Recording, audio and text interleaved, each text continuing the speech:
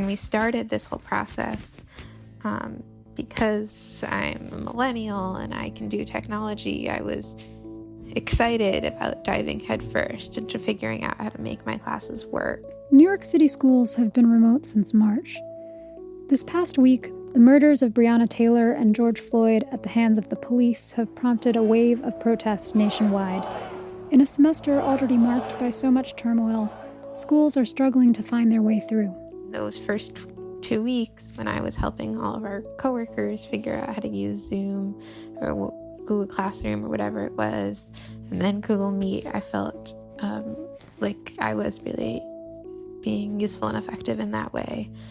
But pretty quickly that all sort of fell apart, and it became increasingly clear to me how difficult this whole process was going to be.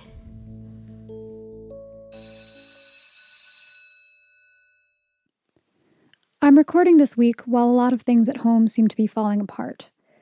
Footage from New York shows police cars directly ramming into a crowd, an officer pulling down the mask of a protester and pepper spraying him in the face.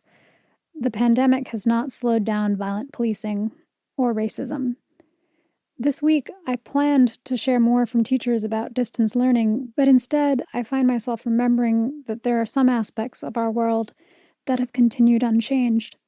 My school is struggling to know how to support one another through this ugly reality. I'm Ashraya Gupta, and this is Homework, a series about teachers grappling with distance learning. Today we'll hear about the ways a school community usually provides comfort and care, and how that's been disrupted in the past few months. I had just simple stuffed animals. I had like a Kermit frog. Ollie is a restorative justice coordinator at a middle school. He's listing the talking pieces he uses when working with students. Among First Nations people in North America and many other Indigenous communities, a talking stick or piece is passed around a community circle. It's a way of signaling who has the floor and of reaffirming the connectedness of the group. Like little toy race car that I would call my Lambo, and kids would like that. I had a rubber ducky. They weren't really traditional talking pieces in terms of them having like deep personal meaning for me, but more just things that middle schoolers would enjoy touching or holding as they get to speak.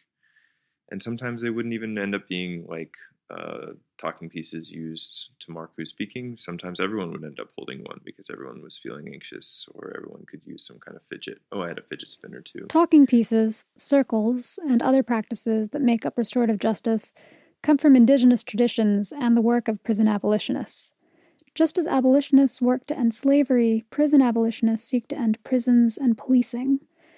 When he's in school, Ollie does counseling, community circles, trainings for teachers, all with the goal of making school a place that centers care over punishment. Yeah, just the talking piece makes me think about all the things that we've lost in terms of touch, and in terms of community, sitting around in a circle, and the little ways that as an educator and as somebody facilitating restorative justice, I was able to make choices to try to make things work based on what I knew about students, what I knew about the situation. Restorative justice asks us to redefine justice, not in terms of which laws or rules have been broken and what punishment follows, but in terms of repairing harm to the community and to individuals. Doing this work well relies on building trust and community, of establishing a justice that can be restored. For Ollie, a talking piece helps make that possible. I don't know, it's tough to realize that element is lost, certainly for right now, that we can't pass something to each other. And I think it kind of symbolizes how I really haven't been able to do effective restorative justice work in remote learning, because it's hard to create a shared space. And then just now I got to thinking about what is it going to be like next year? What will when we do end up in the same building together, will we pass a talking piece from person to person? And it just kind of represents to me that that uncertainty about where we're headed. When I think about my classroom, I think about the sounds that are missing. Julia teaches math at my school. Her desk is right behind mine in our staff room, and there's almost always a student there talking to Julia as she grades papers or draws up flyers for the coding club. In a way, teaching remotely feels like teaching with everything on mute. I miss when I would go into my classroom at 8:30 in the morning, and though it was A block and there maybe were only 5 kids there, the 5 kids who were there with energy. They were already yelling at each other, at me, about a dream they had last night, about an anime show that they watched. They wanted to play music, and those are the kinds of interactions that I feed off of. Julia and I, along with the rest of our school, will be attending a community circle later this week, responding to the deaths of George Floyd, Breonna Taylor, and Ahmaud Arbery. I don't know yet what that will look like. There won't be a circle. It'll be a grid of faces on my computer screen. There isn't a talking piece. But the problem we'll be trying to address is one we've sadly faced so many times before: state-sanctioned violence against Black people. In New York City schools, this violence takes a variety of forms.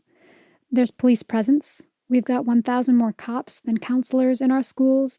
There's school discipline. Recently released city data for last year shows that although suspensions went down by 20%, we continue to disproportionately target Black students. They make up only 25% of the total student population, but count for 45% of the suspensions. According to the city's independent budget office, Black students face harsher suspensions for the same violations as their white classmates. And of course, there's continued segregation in the most segregated school district in the country.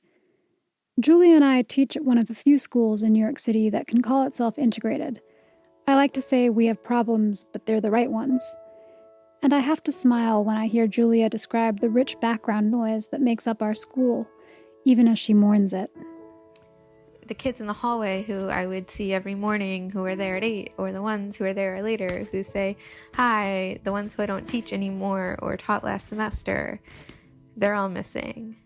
In my classes now, though at this point I have regularly about 50%, which is not that far off from what I was having in real life, especially with my A block class,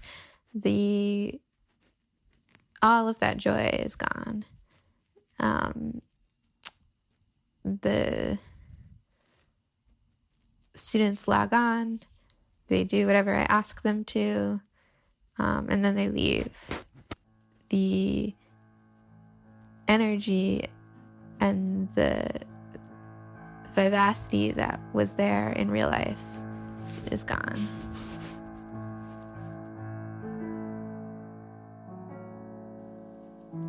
Governor Andrew Cuomo has invited an advisory council to reimagine education in New York. We're anticipating heavy budget cuts. This pandemic has disproportionately stolen, shortened, and stifled the lives of Black people, the working class, and immigrants. Can we imagine schools and cities that don't do the same? Thank you to the teachers who have shared their stories with me. I use first names here, but Oliver Cannell works with Teach Dream, a partner of the New York State Youth Leadership Council. You can find them and their excellent resources for supporting undocumented youth at nysylc.org. Julia Shub is a Math for America Fellow and tweets about curriculum and pedagogy at JNShub. For more on supporting Black students and anti-policing work, you can visit blacklivesmatteratschool.com and policeviolence.wordpress.com.